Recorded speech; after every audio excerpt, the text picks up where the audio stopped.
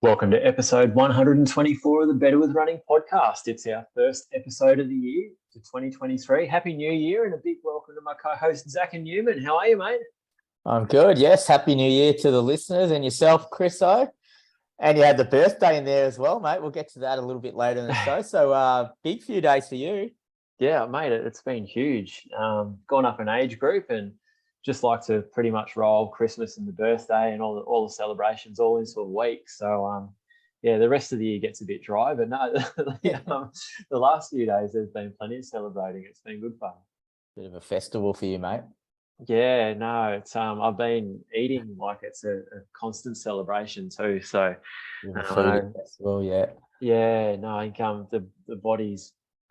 Whilst I might not be very keen to go back to work tomorrow, I think my body is really going to appreciate it and not going to spend the day eating and not doing a great deal. So no, I'm under strict instructions to load the work bag up with cake and rum balls and all sorts of other treats for the colleagues tomorrow. Yeah. So to get them out of the fridge, because Nora's still got another couple of weeks and I don't think she can bear to open the fridge anymore and see the amount of sugar that's there. So we'll hopefully be able to share that amongst some of the work colleagues tomorrow.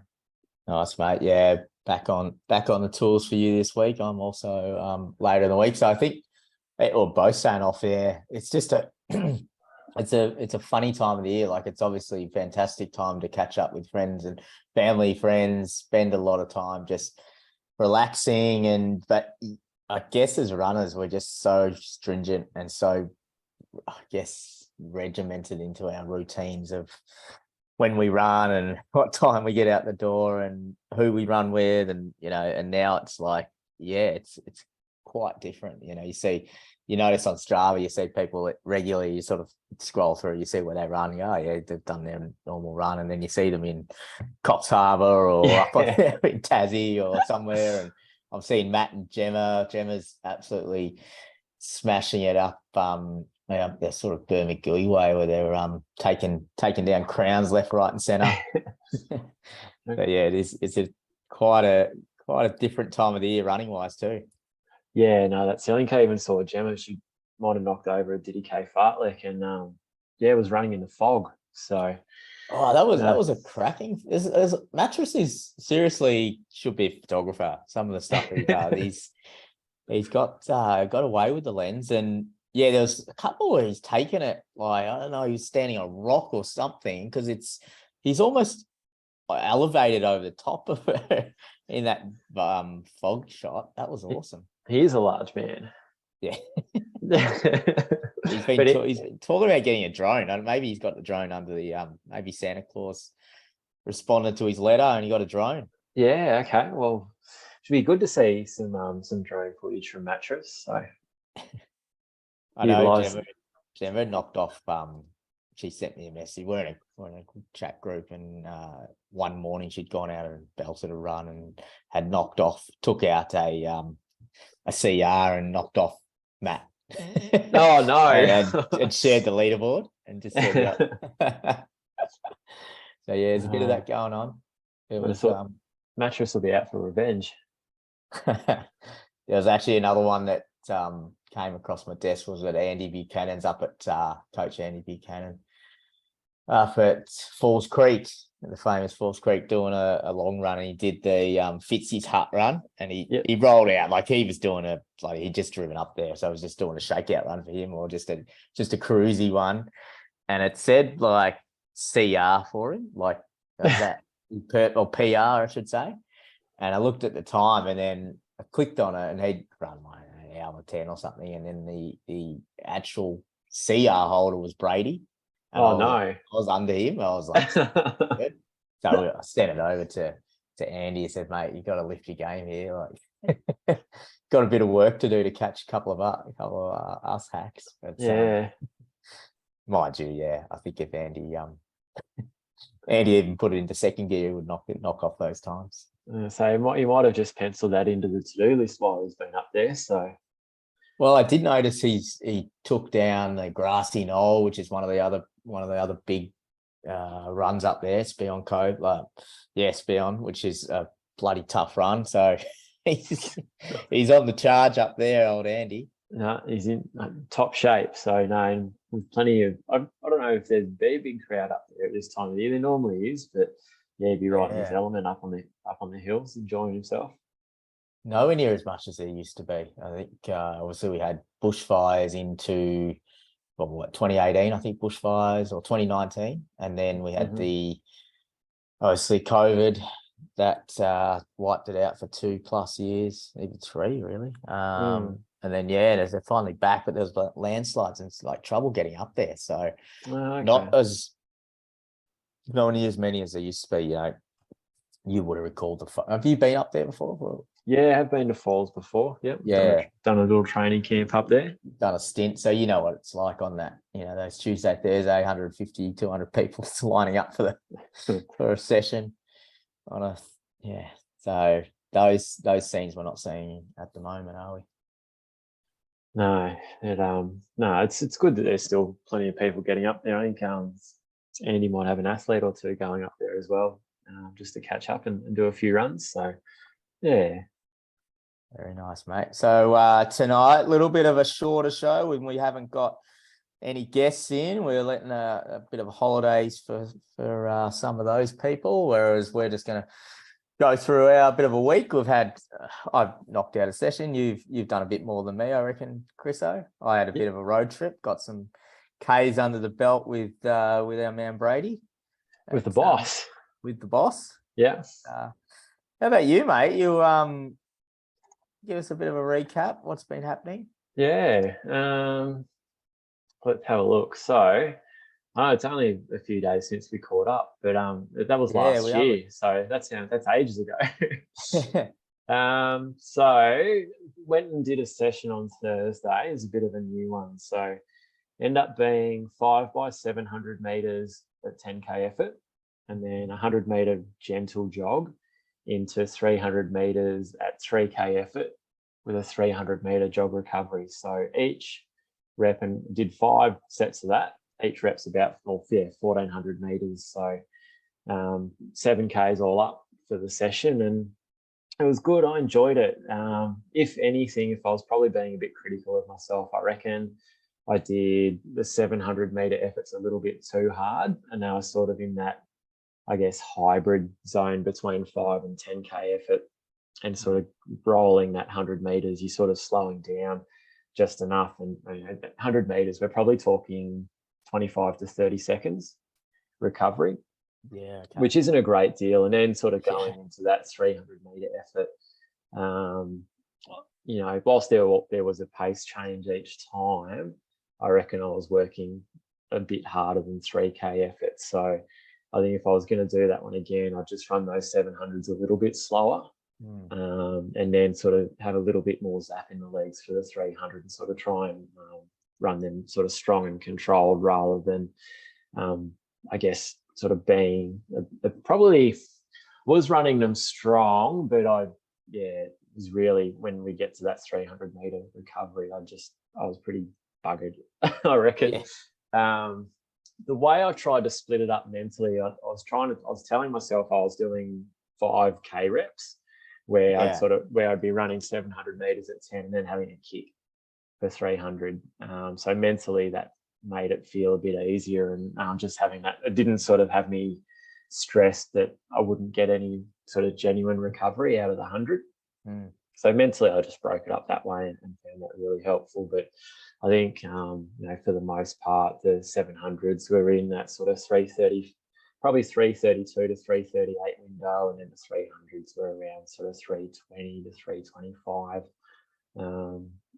But yeah, Andy would have liked me to do it on that one on the track, but just with work and that sort of thing, and track being at the other end of town, and me not actually having a key, is just not real feasible for me at the moment. But still happy with how how it went. And yeah, wouldn't mind doing that one again at some stage. It's a bit like that, those new workouts, different ones. You don't have a yardstick on them. I guess you go out there and you probably need to do it 2, 3, 4 times so you sort of work out which way to attack it and how you get through it. And yeah, so sort of it's fun having something different, but also comes with a bit of, I don't know, a little bit of caution, I guess, when you hit them and you're trying to work out where you sit and how it goes. And I think, yeah, that would look quite different on a track as well, I think. Yeah. I think even just, you can sort of get into a bit more of a rhythm and just, I guess, really control the pace on those reps. But no, look, I enjoyed it. I do want to definitely have another go at it at a different stage. Were you doing that solo? Was Anna doing that? She was warmed up together. Yeah, warmed up and cooled down together. But yeah, Anna had her own session, so she had, I guess, like a similar sort of a workout that you could do at the track. But she had sort of 2K, 1600, 1200, 800, 400, all with 60 seconds standing recovery. And she did the 2, the 6, and the 12. Oh, sorry, the 2, the 16, and the 12 at 10K effort, and then the 8 and the 4, the 8 at 5K effort, and then she had permission, if she felt good, that she could sort of blast that 400 home, strong and controlled. So yeah, which she did. And, ran pretty well. I think that last 400 she ran in 84. So she's traveling all right. Oh well, yeah. It's always if you got someone, even if you got someone doing a workout at the same time, whether they're doing a different workout, that's fine. I mean, obviously, it's nice if you're both on the same train, and at least you could sort of judge your recoveries. But if someone else is out there, I always find that even with a track workout, like if you've got a solo track workout but there's other people around doing a workout, there's just something about that seems to spur you on a bit. Whereas going out there and just being on your lonesome, knocking it out, you can probably drop away a little bit sometimes. Yeah, I think one thing that we sort of take a little bit of comfort from, like just being able to do the warm up and the cool downs together, knowing what sessions each other's doing, and sort of plot the course we're going to do, so that we sort of start at the same time. So Anna was actually following me for the first sort of probably 6 or 7 minutes of the session. She wasn't that far behind, and then there's like towards the end of the session, like we finished maybe within 30 seconds to a minute of each other, and pretty much on the same patch of road. So yeah, you sort of know the other ones there or thereabouts. So you sort of feel like you do have some company. But yeah, it's I know what you mean. It's definitely when you are out there by yourself, particularly if you are a bit tired, or in this case it's hot and it's early. But yeah, being by yourself, it's just sometimes the feet can just drag a little bit. Friday off? Yeah, rest day Friday, and then into the long run. So long run on Saturday, early start for this one. Bit of a change up for New Year's. Yeah, we've been doing. Oh, you're supposed to Saturday, yeah. Yeah, the last few weeks long runs have been on a Saturday, and this one we started early because Anna had to go into work. She had a couple of Pilates classes to take early on Saturday morning. I think first class was at 8 o'clock. Yeah. So we got out. 5:17. Yeah, we kicked off pretty early. But jeez, it was awesome. It was still a little bit dark when we started, and whilst it was warm, I think it was still 18 or 19 degrees when we started. We're very grateful when we were done because the sun was just starting to come up and it had some sting in it. So so it was New Year's Eve, and I suppose it made sure that I was definitely going to be heading to bed before midnight on New Year's Eve. Yeah, that's a long day if you're trying to last all the way. Yeah, no. Even if we had a run at 7 o'clock, there's no way I would have been able to stay up till midnight. The only time I'm up at midnight now is if I get up after a couple of hours sleep to go to the toilet or grab a drink or feed the cat. So, but still muggy at that time. Yeah, no, there's a bit of humidity around, and it was just.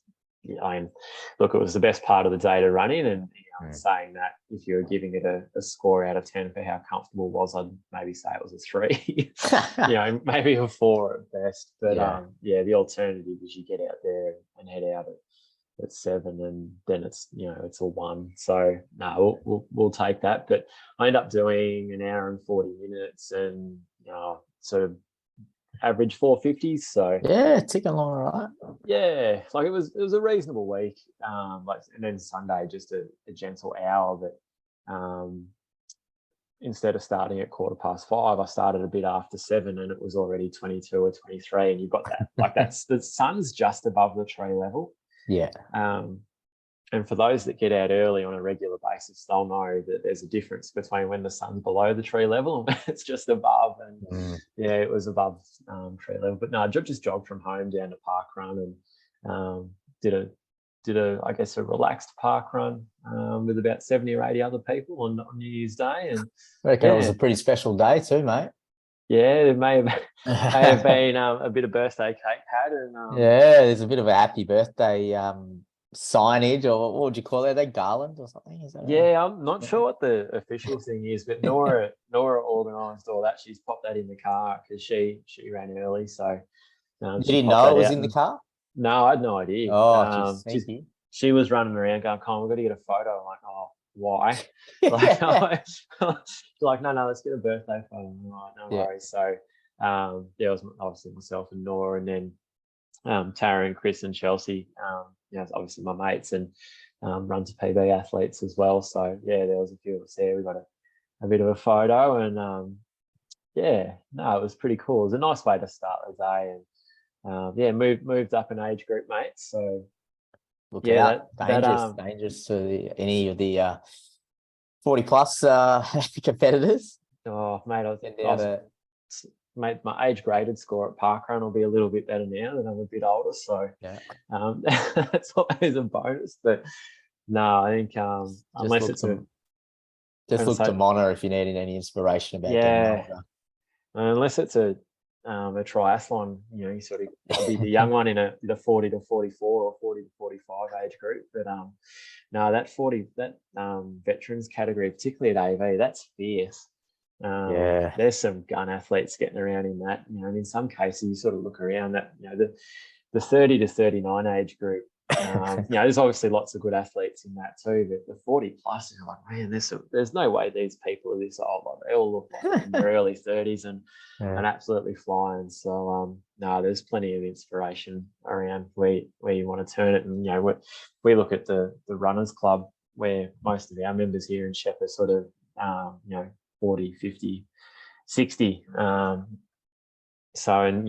still doing amazing things. So yeah, it's good. It hasn't really hit me yet. It sounds like if you had have said to me 20 years ago that you'll still be really fit when you're 40, I would have been very grateful, but also gone, mate, that's old. But no, it's not. I just want to reiterate, being 40 is not old. And I don't know. No. Maybe it's me trying to convince myself, but there's so many people that I coach that are 40 plus, and I just think, bloody hell, they're doing so well. Like they're actually still running PBs, and and that's not to say, hey, I'm doing a good job as a coach. It's more, these people really look after themselves and they train bloody hard, and they're still super fit. So hopefully getting some tips from them over time. But no, it's cool. I think it's a cool part of a sport is that if you put the work in, you're willing to look after your body, and you're out there and you're being consistent, you can run well, into for the rest of your life effectively, and you can definitely run for into and run with still a level of like really, you're really proud of how much effort you can still put in, and you just, how they're making the numbers, you just, you get a massive sense of enjoyment out of being fit when you look at maybe the average 40-year-old, and then you sort of go, well, look, I'm doing pretty well here. Like, I'm getting out, and we're probably sometimes we're in a bubble of runners, and we're probably only comparing ourselves to other runners. And so when you look at the wider population, it's like, geez, you are looking after yourself at a very high level. There's people out there that don't can go through weeks without doing any exercise. And that's the norm, and it's Yeah, I know we are in a privileged position that we've got our bodies and we're able to do that and consistently do it, enjoy it, and build a community around it, build friends, and the amount of people you go for a run with and you have a chat to, and it's like we're combining two things that potentially some people don't do both. They don't have that connection or don't go and meet people, or they and now you're doing exercise with that as well. It's like, well, we're getting a double whammy here. Oh, mate, that's it. I mean, look, running pretty much is my social interaction Mm. for the week. I mean, if it, Mm. my catch ups with Anna, if I wasn't running, that wouldn't happen. When I go to runners club training, and see everyone there. If I wasn't coaching running, that wouldn't happen. If I wasn't running, mate, I wouldn't be on the Better with Running podcast. That's for sure. Running is my social and my catch up time. Yeah. And the fact that I love it, and I've still got that desire to push myself and and compete. And I'll get to a point where it really will hit me that PBs probably aren't the thing that I can chase anymore, but I still want to compete. I still want to get the best out of whatever it is that my body's capable of. So yeah, it's and obviously that'll change over time, but looking forward to some exciting experiences this year, mate. Probably ties into something we're going to chat about. There's a couple of things we're going to chat about a little bit later about our mindsets and I guess gratitude and being happy with ourselves and how running is linked with that, and also our world record chat, because there's someone who's a lot older, a fair bit older than us, who's doing some pretty amazing things. So there's plenty ahead for both of us, Chris. Yeah, no, that's it, mate. Lots to look forward to. Now, what about yourself, mate? How did you spend your New Year? Was it a bit of a road trip, I hear? There was a bit of a road trip, yeah. So it was good. Brady sort of threw it out there to come down and catch up. We'd actually sort of through the year hanged out a bit, but at races, and it's kind of different when you do that. So yeah, that was planted the seed to get out there over the weekend of New Year's. So I was looking forward to that. But I did get a session in before I left on the Thursday. Yep. I reckon you did you run a double on Thursday? You're right, I actually did. Caught up with our man James Telford, Physio Life and regular podcast guest.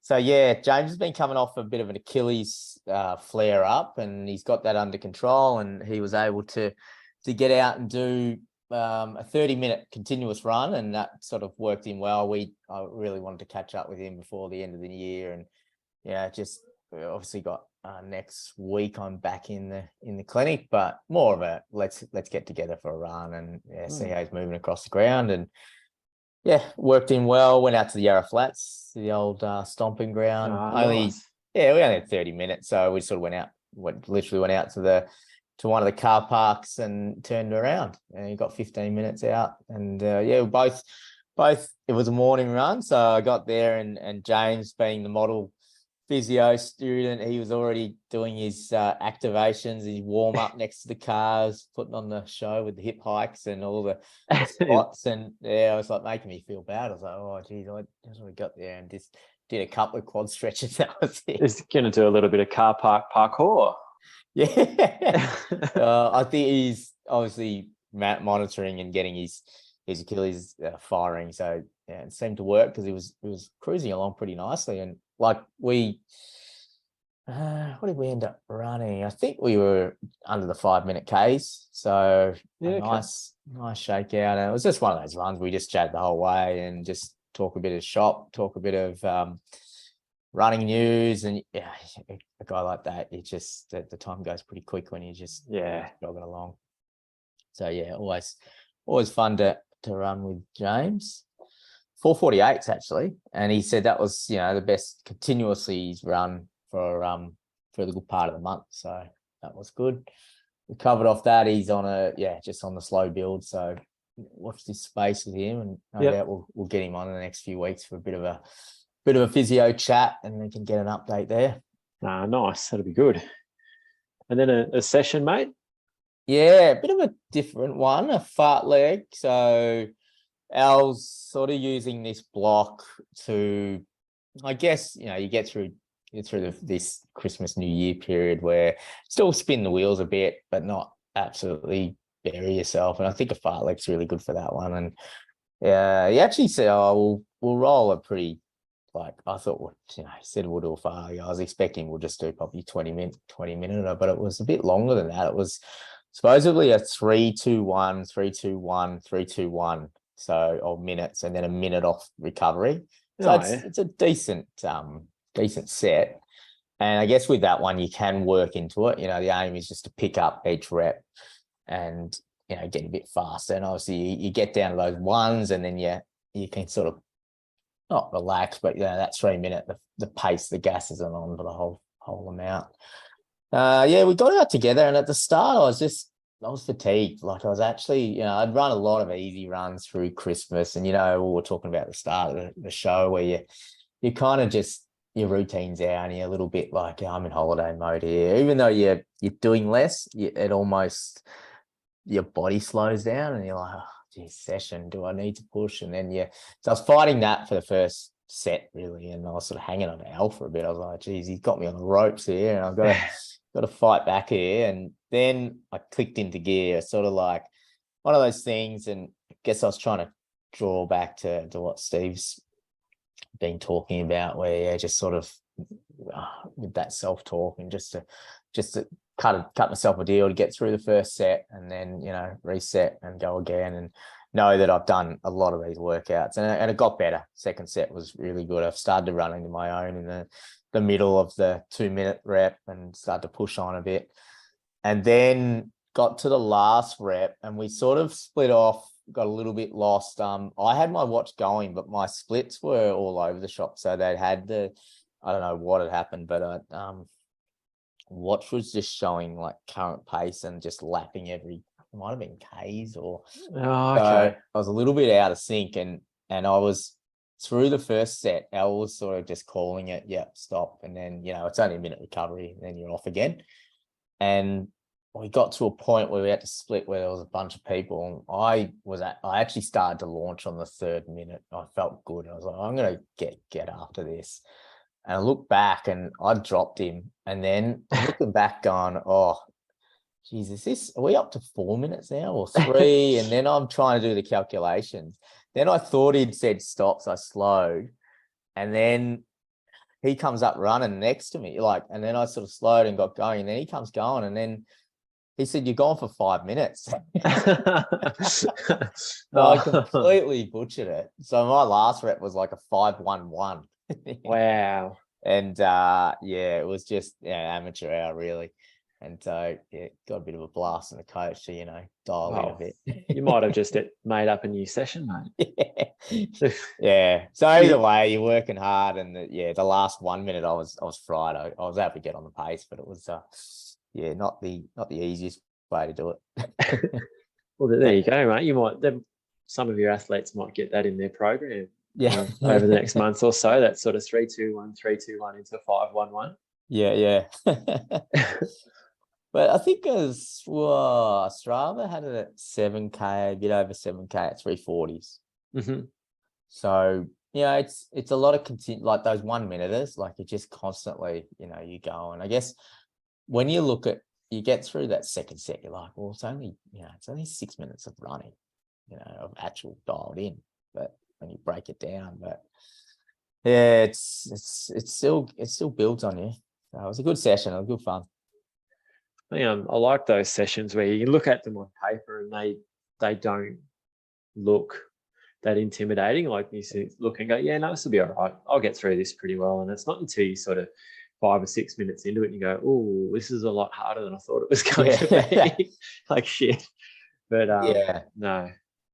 Particularly that first set, it was almost a bit of like, I was like, my heart rate was up and I was like really pushing. I was like, well, why is this feeling really like race sort of feel? And I just had to relax. And I think it was just getting back to sessions. There'd only been a week. I think we did those 1K reps, I reckon, a while back. And so yeah, anyway, got through it, and you get so much from those sessions, particularly when you're just doing a lot of easy running. Like you just need to break it up. There's only so much you can do. And then I was heading out, so I was driving to Brady's on the Friday, but I had to knock out a run beforehand. And I thought, I'll go down the tan, and just Al was out of action, and so a few people were sort of heading out. So I was solo. I just thought I'll plug in a bit of Inside Running podcast, and get jogging. I think I got out at 10, and it was already bloody hot. It was already warm. Yeah. It's Friday runs. You've done the session. I was like, I just want this to be a cruise, and it was the under 450s, and I get up the top of the hill, my earphones start to like come out, so I had to stop and put that in, and then I hear, "Hey, Zacca," and I look around, and it's Reese Edwards. Hey. And he's like, "Oh, how long are you going for?" "Oh, geez, it means I'm gonna have to run with it, Reese," which is Reese is a ripping guy, but it means I have to run with him, and he runs like 420s, and I couldn't imagine Reese rolling too many 450s. No, and he, I don't know. It's on my thing here, but I think we went. You can almost see the point where I've joined, and it's gone from like a 445 into a 420. And it was fine. It's just one of those things. Like I get stuck in my like cruise mode, and then when I get up on the pace, I'm like, okay, it's fine. It's just the pace, and often I'm probably one of the guys in the group that I'll try to either run at the back or the middle, not set the pace, but I can just, whoever dictates the pace, I'll go with. Yeah. And so I'm just seeing. I think we ended up running. I was only 38 minutes in at 425s, but that's all Reese's work from down to 410s running the last couple of Ks, and it's like, all right. But it actually felt good. Like I felt like maybe the session, and I think doing those threes, that fart leg after lots of cruisy running through the week probably fired up the legs. Yep. Reese is pretty inspirational to chat to be honest, because you look at a guy like him who, he was living in London. We were just chatting about a whole range of things, and he I said, "How far?" He goes, "Oh, I'll do 20, maybe 25K." Like, okay. He's a big mileage guy, and Reese had an amazing year. Like he went to Sydney, Mara. What was that? September, and then he backed up ran 2:17 there. Then he backed up. He actually came 6th there. He actually got an early Christmas present, because one of the guys who was that were ahead of him, a Kenyan, got done for doping, and he got an email on Christmas Eve. And mate, we're giving you $4,000 US. You've been upgraded to 6th or 5th. Thank you very much. So that was a nice little Christmas present for Reese. And he'd run 2:17 there, and then a week later run 2:14, like 2:14.40. Then I think we were running that week after, we were running around the town, and so, "You're just in recovery mode." He's like, "No, I'm doing UTM. I'm doing 100K in a month." So okay. They went and did that. He went and won that. And then most recently he did the Kosciuszko UT. What do they call that one? I'll probably butcher that. Maybe that's the UTMB Ultra Trail, I think they call that one. Anyway, he started the 100-mile, but he actually ran into some all sorts with his nutrition. Hit the wall at 137K, mind you, or 130K, and he's telling me how he had to bloody walk 6K and just to get to the next aid station to get out of there. He was a DNF, so pretty epic year from Reese, but bloody inspirational guy, because he's chatting away. He's talking about what he wants to do this year and the races, and he's sort of saying how, even during the pandemic, he was a full-time working in the healthcare system as a physio. He's telling me he did 4 weeks of 7 days on, and then he'd take a down week. Him and his partner, both in healthcare, would take a down week where they'd do 5 days per week, and that was the recovery week. And they did that for a good part of 10 months. Wow. Whilst he was doing that, he was still running 160, 180K weeks. Wow. Came out and ran insane. so 2021, he came out and ran 2:13. He ran his PB off that year. It's like, how do you, and you know, you get out for a run and you can see how mentally tough this guy is. It's like, Yeah. how can I complain about going for a run after, you know, No. a half day in the office and half day work at home, and you know, just plodding a 50-minute run? It's like, this guy Yeah. is strong. It puts it into perspective, doesn't it? It does. And we're all in our own paths, and like, you know, he's built differently though. He's built Yeah. I mean, that's why he's probably finished ranked in the top, I would say maybe the 5th or the 6th Aussie in marathoning this year. Yeah. Pretty amazing, yeah. But yeah, so that was Reese's, that was my little fanboy moment running with Reese on Friday, although I knocked my legs out, knowing I'm getting in the car to then go run with Brady for 2 days. Mm-hmm. A nice little drive down there. It's 3 hours. I got pretty good traffic, so I was able to get there and actually rocked up. And Brady, I called Brady, said, mate, you need me to grab something for dinner? He's like, mate, don't worry, I've got it under control. He had the lamb salad going, rocked up, and you know, get to meet little Olivia, who is just over 1 now. So I hadn't met Olivia, his daughter, and Hudson, our #1 Run2PB employee. He works so hard, little Hudson, doesn't he? Does. If anyone is listening, this is a running joke. He's not actually employed by us, but we do joke that he's in charge of the merchandise warehouse down in Moama.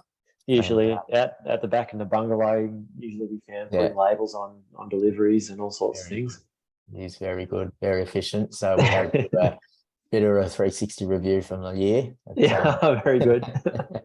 But yeah, no, Brady, mate, he's a bit of a master chef, although Carly did confess this is like the first time he's cooked in like 9 months, and the only reason he's cooking is because he's going stir crazy because he's not doing 10 million things at the moment. Okay. He's on holidays. I mean, he's still running, you know, the Casey runs. He's still got the podcast. He's still coaching, but for him, that's like, this is a holiday. Yeah. And so it's probably the only thing he's not very good at is doing nothing. No. Oh, no. I witnessed that firsthand over the weekend. But good value. Got out on Saturday morning for 60-minute loop.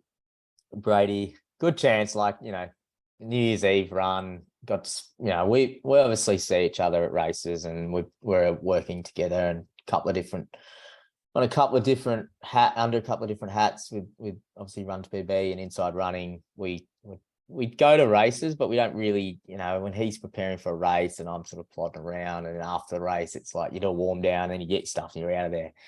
And then the interstate ones, we've done some live shows together, but it's kind of like you did a live show and that's it. Yeah. Like, you know, we don't get a chance to really unwind together. And so it was good to sort of take the time and reflect on the year, talk a lot of running, talk a lot of life stuff, and yeah, really enjoyed it. And you know how excitable he is. Like, you listen to him on the podcast, you're alongside him with Run2PB, and he's that animated, just like on a run. There's just that much energy and excitement with his stories, and then he's mid-story telling you about like just going at 1,000,000 miles an hour with his story, and then a local will go past and he'll be like, "Oh, hey, John, yeah, hey, mate." Like, and he just turned to me, "Oh, yeah, that's one of the local teachers.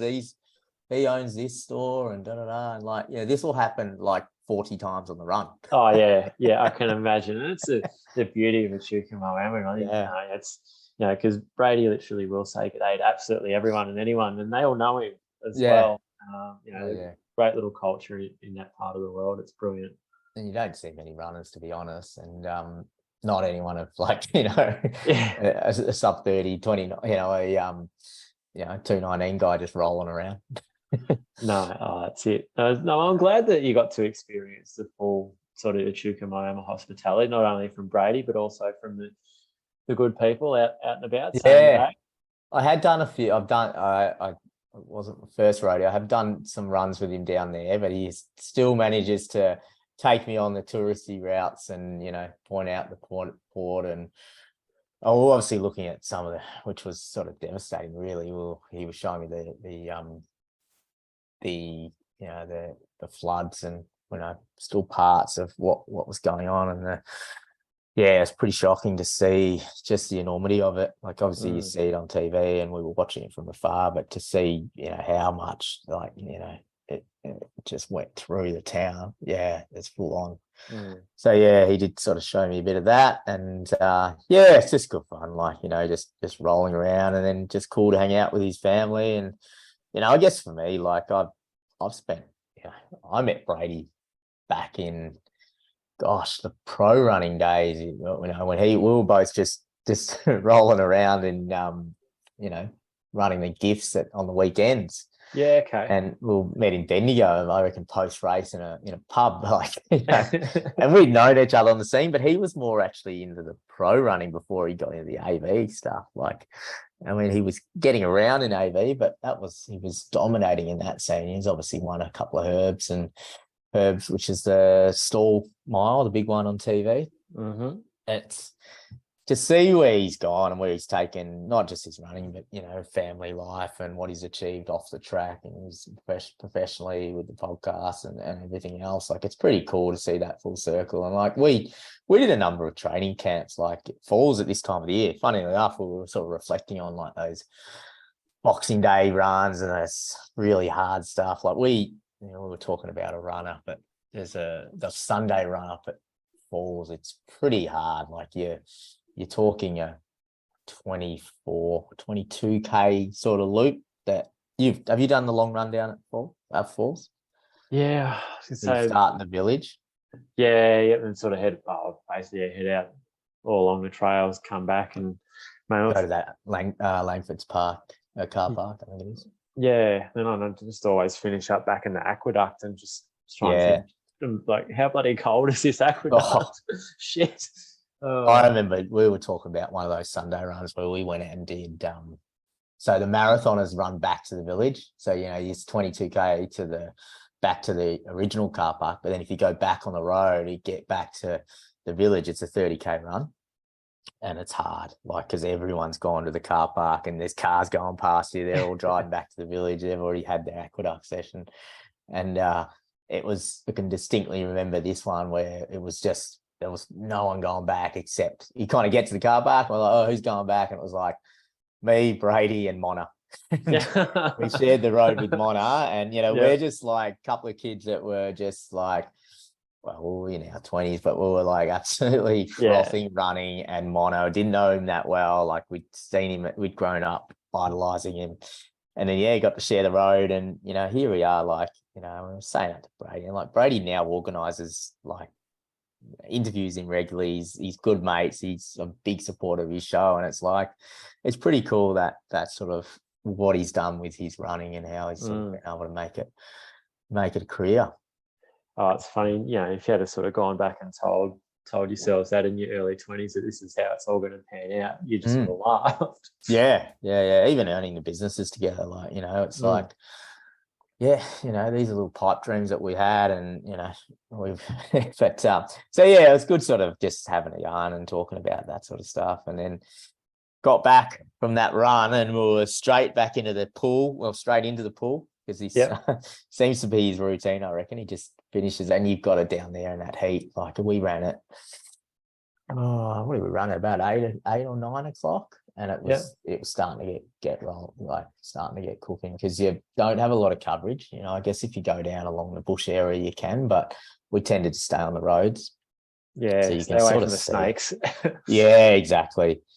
And you can see how bloody tough he is up there, like doing that, day in, day out. We're talking 180K weeks. He did, what was the thing he posted? It was something like 10 years, I'm going to say. Yep. Of 7,000 Ks. Yeah. A year.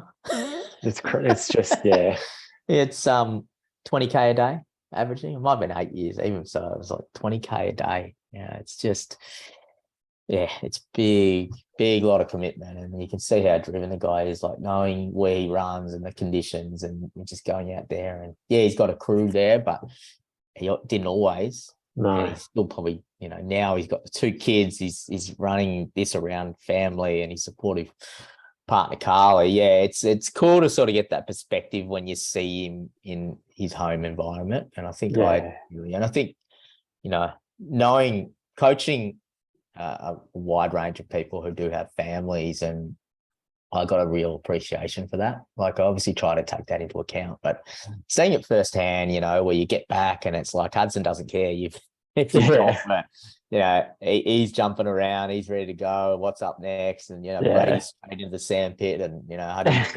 Huddy's talking about going to play mini golf, and all this stuff. And it's like, and then he's got Olivia, so he's sort of rotating with Carly. So it's it's pretty cool to see how he's making it work as well. Yeah, no, it is very impressive. It got out for a few celebrations on the course of New Year's Eve, mate.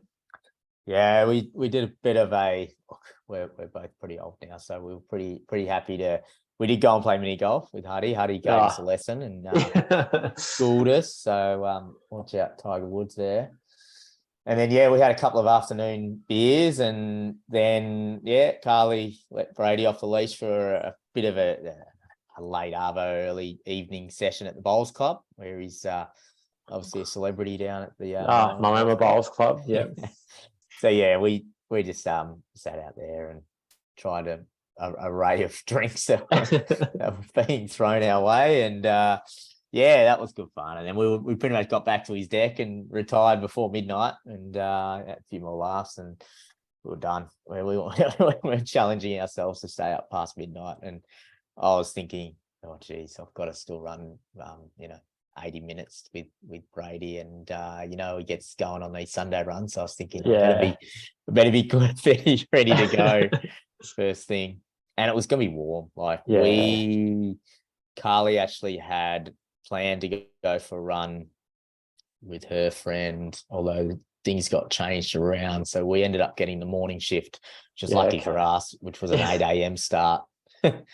But it was still 26, 27 degrees. We're on the open roads, and we were probably sweating a bit more out than usual. After the previous day's fun. A few beers and whatever else we were drinking were coming out, the 196s or Canadian Club. They were all getting sweated out. But I was sort of struggling. About 60 minutes in, I was like, okay, I'm kind of done now. Like, get me home, Brady, come on. And then we went up over the new bridge, where it's bloody hilly, and really out there in the heat and exposed. And we got back, and I was thinking, because the day before we ran a decent clip, we ran 425s or something. And I thought, we surely were slow, and we did it the day before. So what pace do you reckon we ran? We both had a guess, and I was like, I don't know, 428s, 430s. And he's like, no, it's nowhere near, mate. And I was like, okay, we're going 440s, 450s in my house. No, he's like, no, we're in 418s. Oh, wow. Mate, the extra heat, you're just both delirious, and the body just up. And he just ticks along, though. Like, he's almost got that cadence that you run next to him, and you feel like you got to keep the wheels moving. Like, I don't think, it was obviously flat, but got back and back in the pool. Huddy was a bit of a swimming lesson from Brady for Hudson, and not me, but he was just cruising around on the pool noodle. It was good fun. Pretty cruisy way to bring in the year and start the year, I should say. And then a couple of smoothies on the deck, and then I hit the road. So really fun weekend of just catch ups and running. Good stuff, mate. It's nice. Like, you a couple of days up there, and you sort of with Run2PB, and you catch ups at AV. You're sort of always talking to one another. But how awesome is it to be sort of actually get some time to sort of unwind and have a few laughs, tell a few stories, and reminisce a little bit. Yeah, for sure. I mean, with Run2PB, we're obviously chatting a lot around that side of things, but it's day to day constant. We don't get a chance to really sit back and start talking about plans and where we can take things. And it's also we didn't go too far into that. We'll probably do that on a separate day, but we can at least throw around a few things. And I think it was it was great fun just to hang out with his family.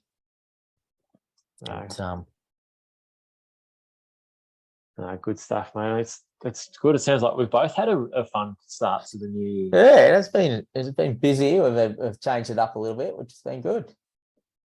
Oh, very nice. Now, you mentioned before you've been doing a bit of reading, and you've stumbled across a bit of a documentary.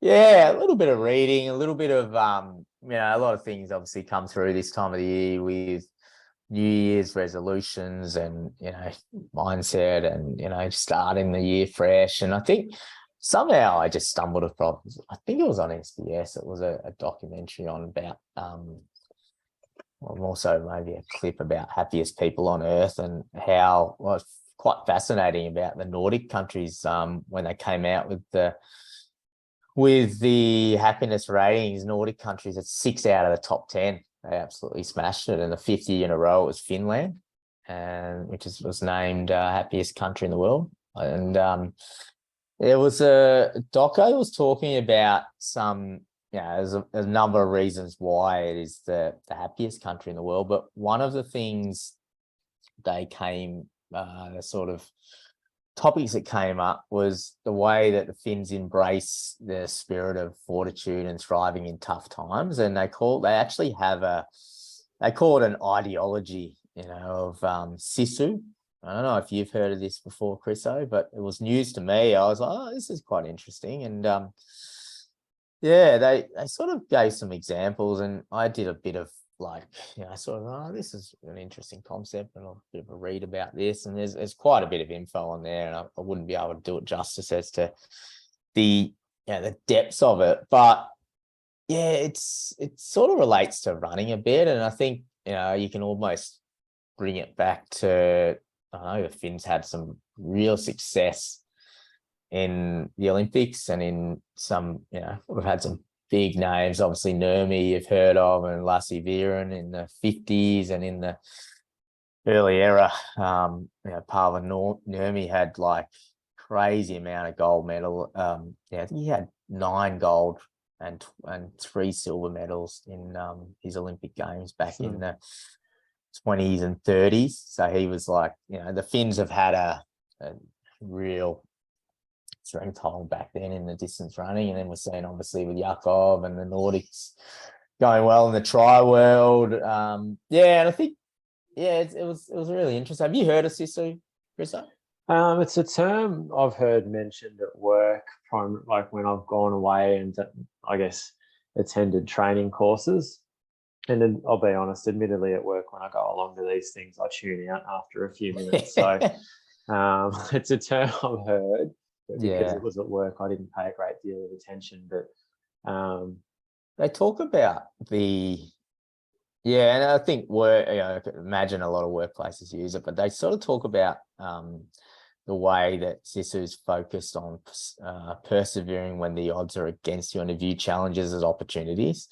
And there's a big thing around, happiness does not come from searching for it, but by living it. And I think, I don't know, like and the Finns, like they have this kind of community that almost gets together in a place that can be pretty tough in the winters. And they use that as a way to actually bond and bring themselves together, where there's, where they do the cold water therapy. So they all, a lot of them massive on jumping in and getting that real endorphin. I know there's a Wim Hof and there's a few things that are probably taking it to another level with breathing methods and all the rest of it. But this is a thing that's been going for years, that the Finns have realized that, hey, you actually can get a lot out of your body mentally and physically from doing these sort of things. They're big on the saunas. I don't know, there's something like,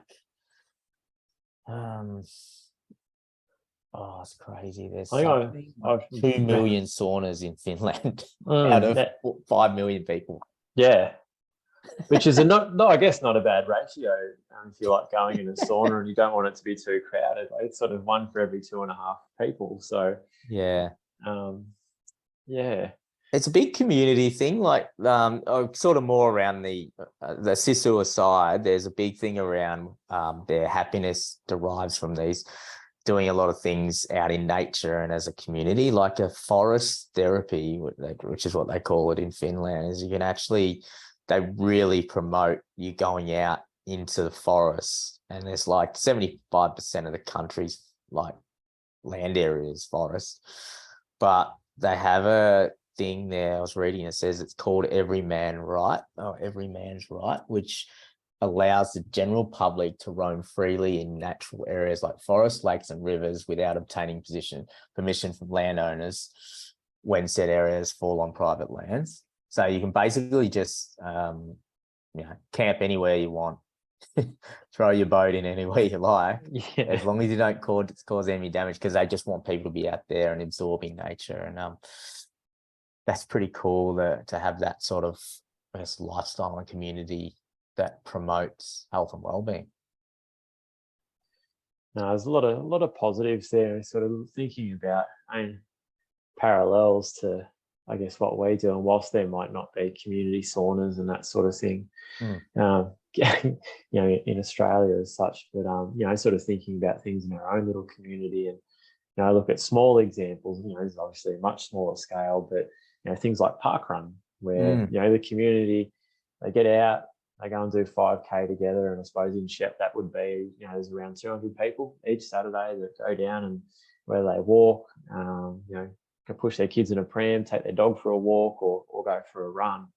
They go and do a little bit of exercise together. But what's really cool, what I notice when I'm down there, is the sense of community, that when the run's finished, out of those 200 people, there'd be at least 100, I'd say, that are still around post-run, spread out across the lawn down there in front of the lake, just having a chat, catching up, having a laugh, organising where they're going to go and have coffee. Which is really cool. Yeah, and I think this time of the year where it's easy to throw out these one-line Newsies resolutions, and I'm going to do this and this, and there's so many stats about there's a lot of stats out there that what a New Year's resolution and what percentage of people break it within like the first 20 days or something. Like, I think like this SISU, or having a more of a guideline, or I guess a way of, you're gonna, like, I don't know, for me personally, is how a set of maybe values or things I'm going to try and live by for the year, rather than just being hemmed in on, hey, I'm going to do this is what I'm going to do. But maybe it's just, and there's a lot of good around, obviously, this, but it's overused about being grateful and all that, but they have a big thing around say stay humble, and actually say stay humble, keep happiness to yourself, which is an interesting one. I sort of dug in, and they're sort of saying that you don't, I guess in that sense, they're talking about people that jump on social media and want to just flaunt their happiness. It's like, well, if you're happy with your life in what you're doing, then you just sort of keep that to yourself in a way, rather than trying to reflect it onto others to be like, hey, look at this is what I'm doing, this is what you should be doing. It's an interesting take on it, I think, in this day and age. And I think there's a difference to it, where you can be sometimes people just generally want to share their happy moments, but sometimes it's also a subtle way for some people to have a bit of a humble brag as well. Each to their own. That's it is. And obviously I'm not trying to tell people how to do you want to be, if whatever makes you happy, I guess it's just it's what it comes down to. And one of the they sort of say that'd be a real thing to have SISU is to have willpower, tenacity and persistency, so they're pretty good values to have, I think. That's it. And I think it's interesting that in having a look at some of those results there, I think, so the top 3, and I guess the happiest countries in the world, not sure how they measure it, but that doesn't matter. It was Finland, followed by Denmark, followed by Iceland. And I guess all 3 of those countries go through fairly severe weather conditions, particularly with cold. And I just can't imagine anyone that lives in those countries that would ever complain to their neighbor or their friend that, oh gee, it's cold today. Like they're all in the same conditions. They just get out there and get on with it. And I guess it just becomes their way of life. Hence why that, let's go out and explore nature. Oh, but it's cold. No, who cares? We'll just go and find some adequate clothing. Out we go. They embrace their swimming in their frozen lakes and all of that sort of stuff. So, literally most days would present some sort of challenge to what we would regard a comfortable lifestyle, but they just get on with it. They don't see it as a problem. They've just found a way to overcome, and they go and do it. And that's just to do their day-to-day things. So I guess when it comes to sport, there's also been some some incredible athletes and sports people come from those Scandinavian countries. So used to Jakob Ingebrigtsen, and he's an absolute phenomenon in that sort of middle distance at the moment, all cross country, world cross country champs. Hopefully he's going to come over, and it'd be really cool to see how he stacks up against the Africans this time. But there's a lot of things that it's worth having a read of, in a bit more depth. SISU, I think there's bits and pieces that people could take away that may resonate. I'm not saying that absolutely everything in there is the gospel, because there's things in there that I sort of just think, oh well, yeah, cool, that's fine. You do it your way. That's all right. Yeah, I'm happy for you. But no, there's definitely things in there. Probably the one that resonates with me the most is that just viewing challenges as opportunities, because that can take many forms. Whether that's something at work or in your family life, or running in this instance, that there'll be challenges in some way, shape or form almost on a daily basis, but you can either let it stop you in your tracks, or if you want to, you can find it, you can look for a way to win. So that's probably the big thing that I admire about their mindset. I like that idea of, they sort of talk about just taking it head on.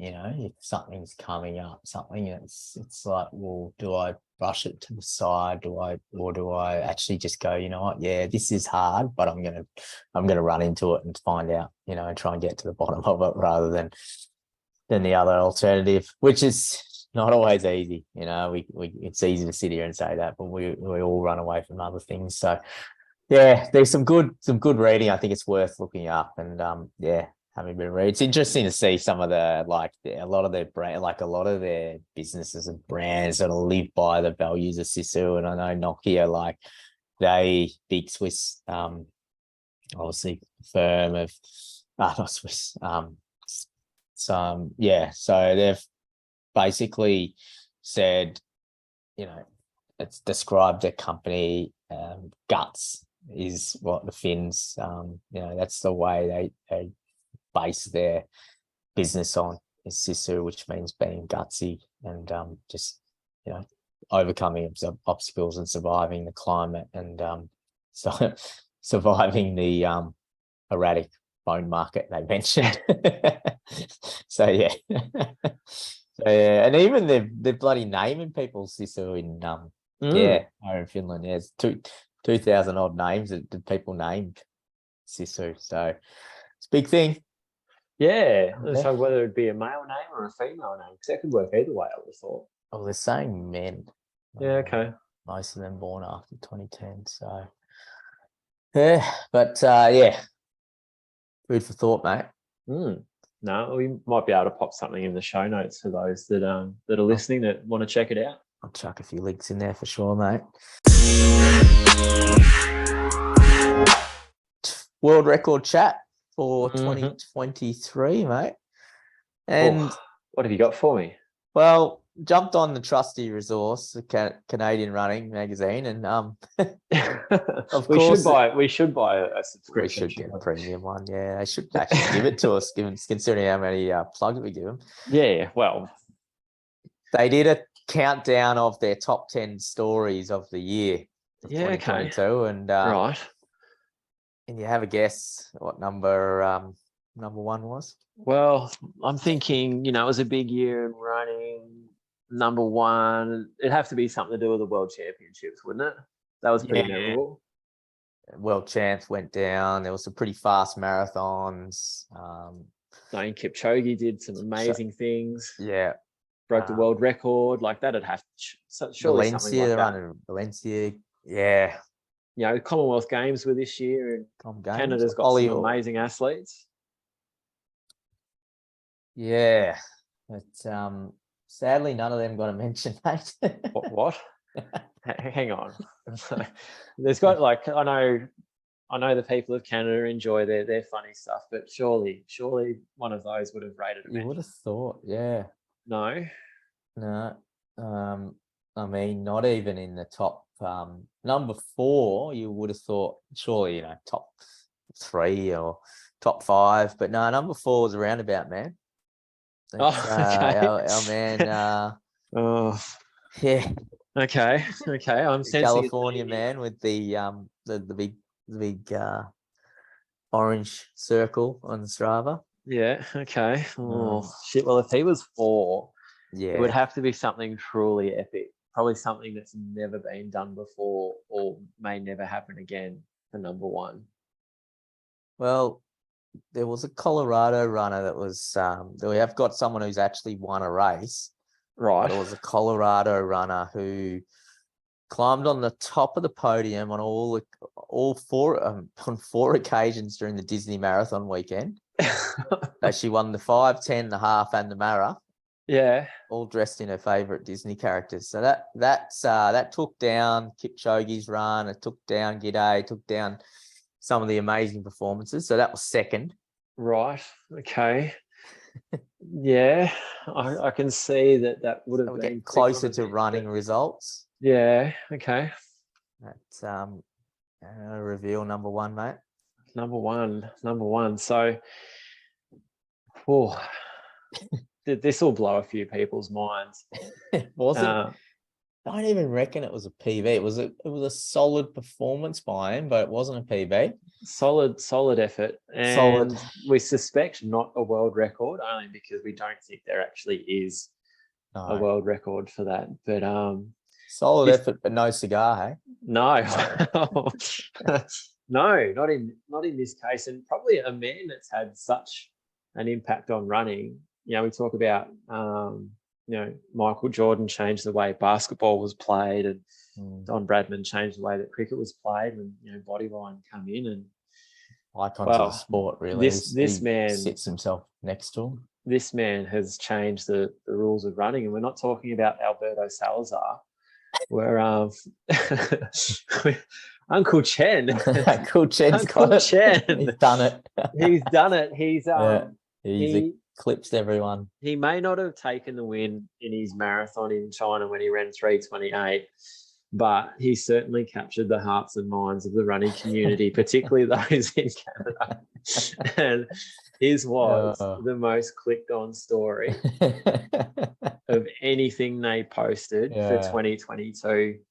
Wow. And it's like, I know things are a big deal when people who don't run have no interest in running, but actually hang shit on me for the amount of running that I do, actually send me this sort of thing. In my DMs and go, oh, hey, you've got to check this out and think, this is the sort of thing that just resonates. The sort of thing people. Like even a man like Ned, who was, he captured the imagination of Australia. He would be getting DM this. Yeah, no doubt. People saying, "Hey, mate, like good run, but check out this guy." but check out Uncle Chen and look what he's doing. Like, have you ever thought about doing this? What an icon of the 2022. We still haven't been able to track down Uncle Chen for an interview at this stage. We have tried to get in touch with these people, but we just in a heavy training block, I reckon. He's in a very heavy training block. Unsure of any New Year's resolutions, or if he may be coming out to Australia for any races this year, because I believe that he's still eligible to smoke and run in Australia. But a few races that haven't maybe looked at their rules. No, a loophole available in there. I've heard that he's a chance to run Puffing Billy this year.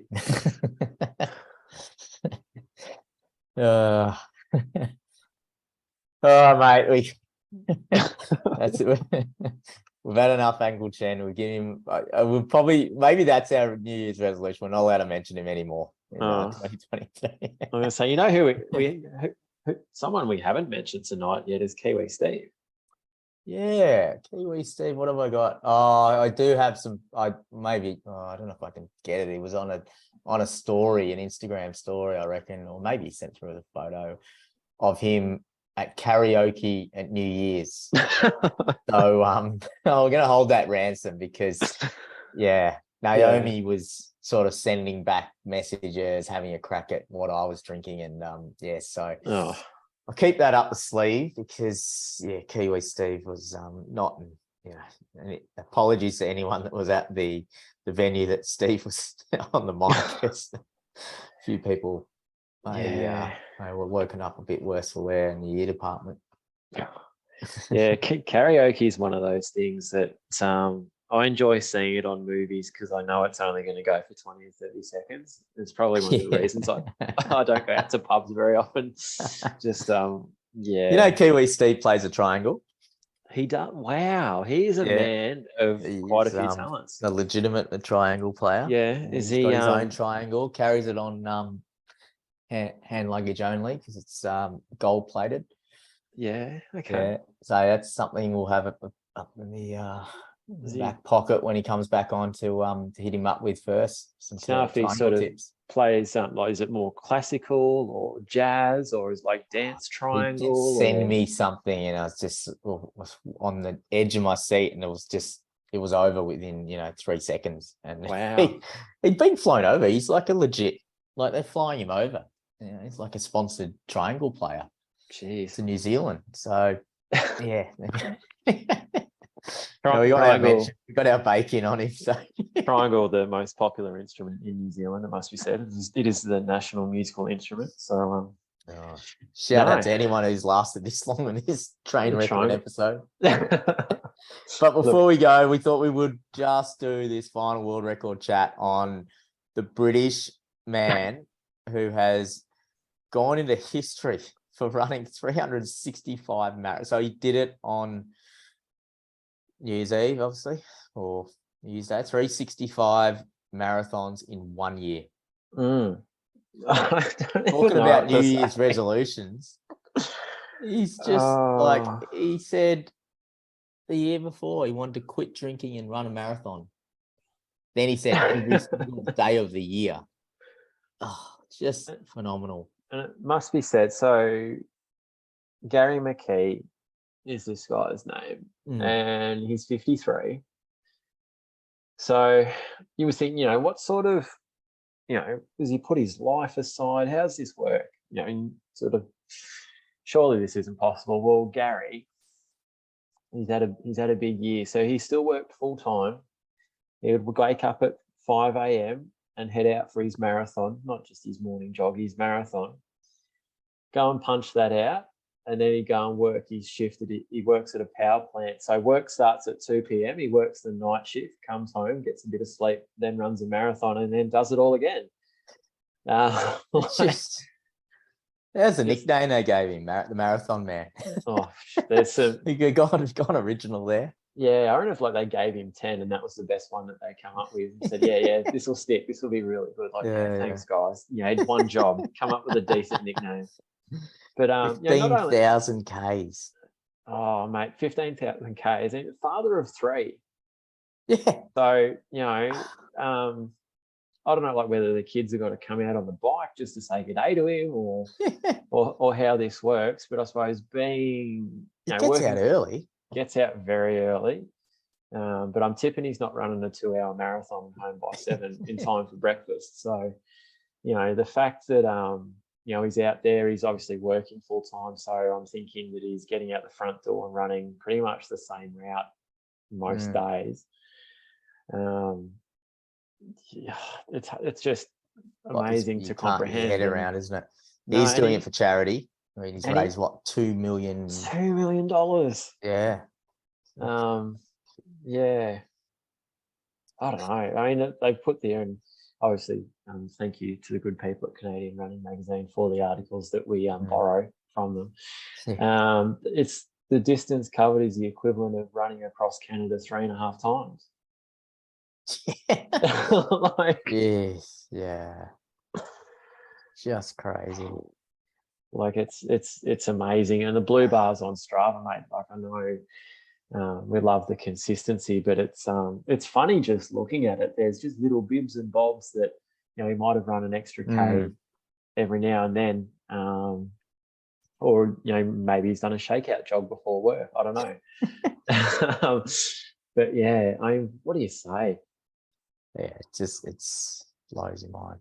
Working at a power plant as well, like isn't that where Homer Simpson?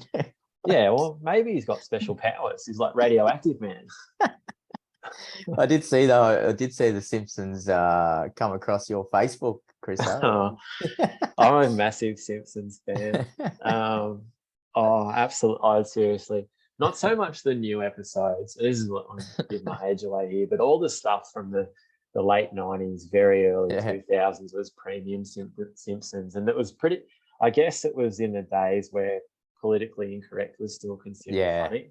You know, they could get away with a lot more stuff. But no, I absolutely love the Simpsons. But I'm seeing is Gary just is it Gary? Yeah, Gary's just chowing donuts and just doing a few hours a day. Didn't Homer have his glasses where he'd sort of sit on the power plant and then just sort of wake up and just hit a button? Yeah. He's got his awake glasses on while he's catching a few Zeds and just playing jokes on people getting around in his radioactive suits. So he's having a great time. Although he did say he works from home, so I don't know how you work from home if you work from power plant some days. Well, Homer worked from home occasionally. Like when he put on a lot of weight, he did work from the computer at home. He had a little drinking bird sort of tapping the keyboard for him all the time. So, so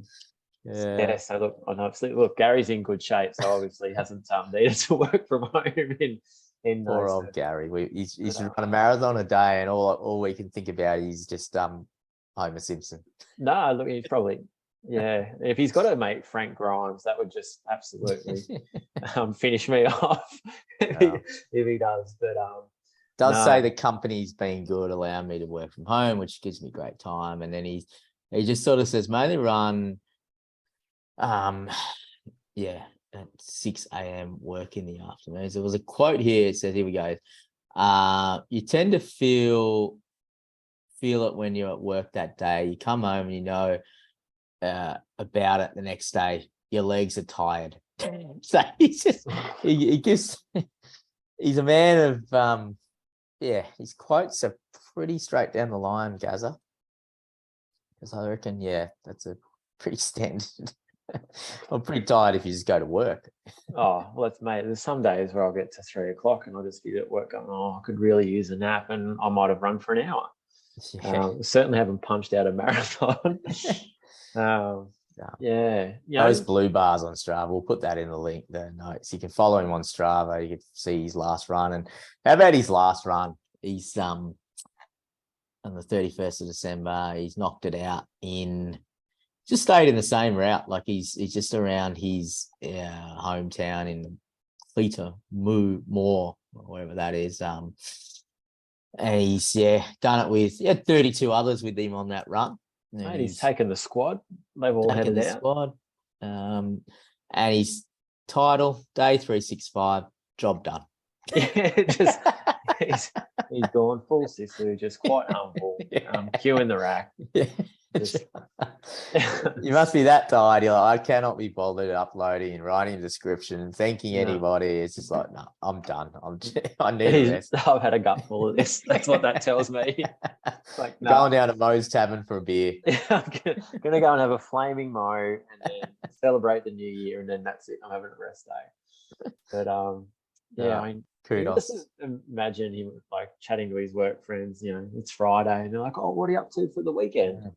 And he just give them a look. Like it's literally the same thing I've been doing every week. You're asking marathon man. Come on now. If you're asking marathon man, what do you expect the answer's going to be? Yeah. What are you up to for the weekend? Oh, you're just going to shell out a couple of marathons. Yeah. Oh, really? How far is that? Those blue bars, I'm telling you, I get it. I almost print that out, put that in the pool room. It is just the ultimate picket fence of blue. Oh, mate, I reckon there's when it ticks over into the new year, which it has now, it'd be interesting to look at it because he would have obviously maybe had a taper into the first marathon that he ran. So yeah, he's done all the challenges actually. He's done. I feel like there was something in the article saying previously he'd done some kind of 1,000-mile challenge, or done a few others. So he had built up to this. But yeah, he's our world record chat nominee of the first episode of 2023. No, good on you, Gary, and thank you to the people at Canadian Running Magazine for supplying us with some content. Oh, we'll be stuffed without them. We will be going down some real rabbit holes. Especially on a week where perhaps the content is a little bit dry. So no, thank you. And we look forward to reviewing your website several more times throughout the year as well. And for you, mates, as we wind up the show, you've got thought about a race or thought about anything over the next few weeks? Yeah, so 5K Frenzy, Bendigo, okay. Friday the 10th of Feb. Feb 10. Feb 11. 10. No, you're right, 10. Yeah, Friday the 10th of Feb. Got that locked in. I actually paid my entry I like it. on Christmas Eve. So $20 nice. for that one. So usually a really good night. I've seen some of the posts coming through. There's going to be some food trucks. Yeah, it's cool. You ran it last year, didn't you? Yeah, I did, and loved it. Absolutely loved it. So we had a bunch of Run2PB athletes jump on for the first time. I know one of my guys, Andrew Crowless, he's going to jump around, do the frenzy. Yeah, might be a few more that fire up for it. Yeah, good event. The Bats or Bendigo people put on. So looking forward to that one, mate. No, looking forward to that one. And then like maybe a 10K in March or something. But I suppose for me that want to have a go at the 5K Frenzy, and then I guess get ready for AV season. Yeah, cross country.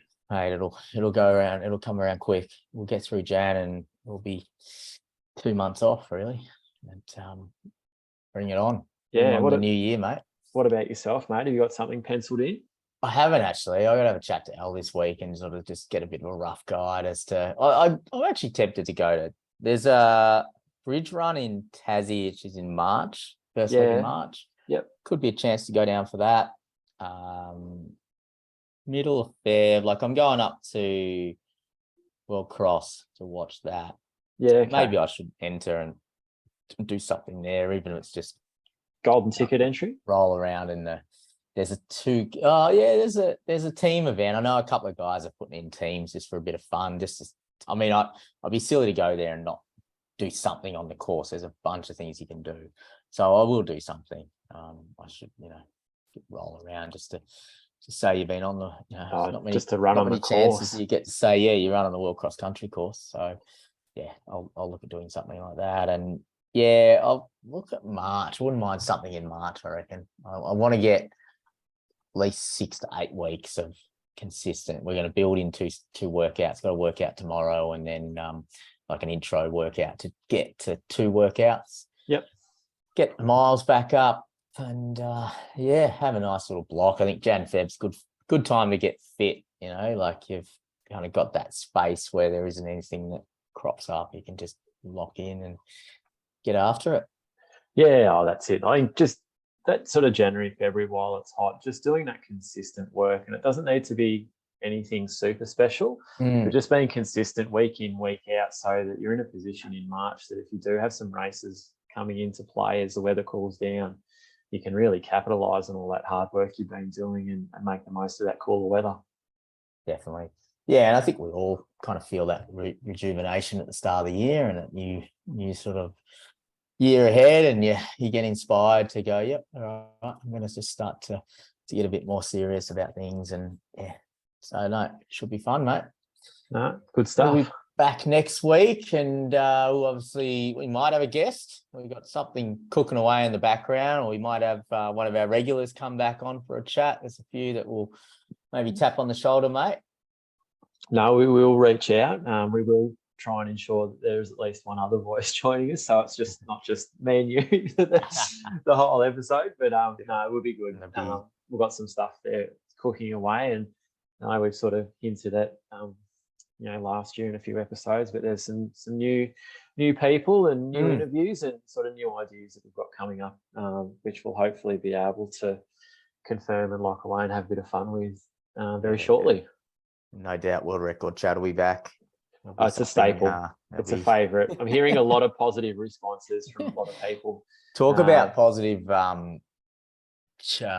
responses. Akana's chat was absolutely huge. There was a lot of people loving hearing her, and just as she gets closer and closer, I think she was on, what day was she on today? It was like 1:30 something. 1:34? No, 1:36 maybe. Yeah, I know. I saw where she was in Albury.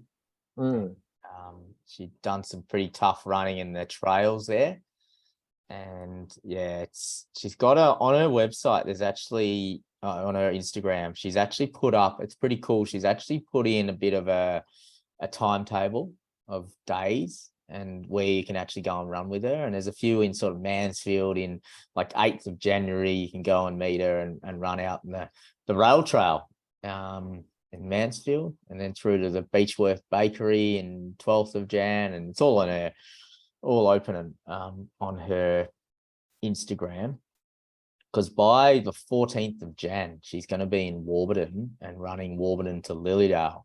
So it's on the rail trail. I know Soph's mentioned that on the pod before. I've run out there. Very good spot to roll a run. And then at this stage, it's Monday, the 16th of Jan, a final marathon. And it's got TBC. So they're obviously trying to work in, all those details to get her up that Anderson Street Hill as part of the last lap.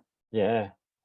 It's very, very cool. And she just keep rolling those marathons out. Mate, I can't believe it's coming to an end. Like it is. It really genuinely was only recently we're at day one. And sort of hearing about the early stages and what lie ahead, and yet here we are, and she's obliterated the world record. Going from, I think she's going to end up beating it by approximately 40, somewhere between 40 and 43 marathons she's beaten it by for the ladies' record. So it just blows your mind, doesn't it? Absolutely. And it's let alone the volume of money that she's raised for endangered animals as well. So 2 weeks to the day we're recording this on a Monday evening, and it's going to be really cool. Hopefully it'd just be really amazing to see a good group go and join her for that last one. And really, it's literally I'm literally there 52 weeks a year on a Monday.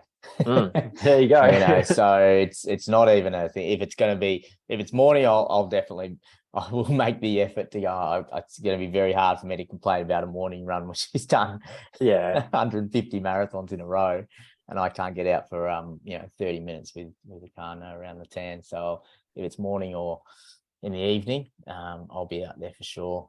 No, and I reckon she'll take it a bit easier compared to Reese as well. Yeah. Yeah, for sure, mate. Well, enjoy the rest of the week, mate. And looking forward to chatting all things running next week with you, mate. No, good stuff. You too, mate. Good luck back at work. Thank you. You too. Ta. See ya.